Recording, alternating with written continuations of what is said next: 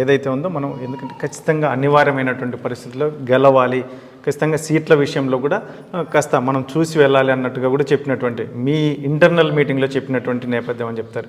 ఎట్లా చూస్తారు మీరు రాష్ట్ర నాయకురాలిగా ఉన్నటువంటి నేపథ్యంలో? ఇప్పుడు అనంతపురం జిల్లాలో కూడా చాలామంది ఎక్కడ లేని విధంగా పోటీలో ఉన్నటువంటి పరిస్థితి అభ్యర్థులు, దీన్ని ఎలా చూస్తారు?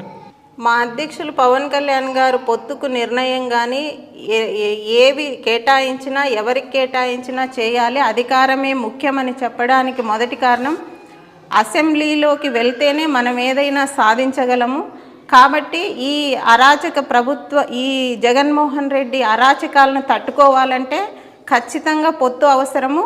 పొత్తు లేని పరిస్థితుల్లో తెలుగుదేశం కూడా రాకపోతే రాష్ట్ర ప్రజలు ఇబ్బంది పడతారని పెద్దలు ఒక నిర్ణయం తీసుకున్నారు. ఆ నిర్ణయానికి కట్టుబడి మేమంతా ఉంటామని కూడా తెలియజేస్తున్నాం. అట్లానే అనంతపురంలో